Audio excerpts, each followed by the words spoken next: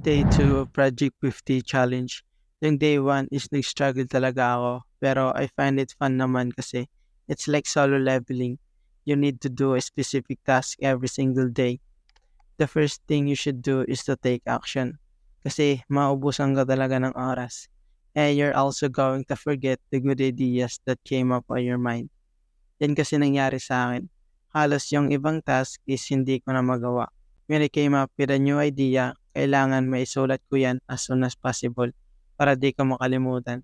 May mga times na na-distract ako kaya nakalimutan ko na ang mga importanteng bagay.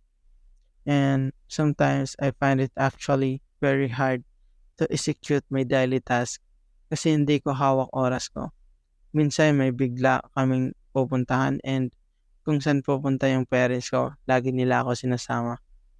This is really hard for me since I'm not used to it, but every day we need to be disciplined to achieve our goal.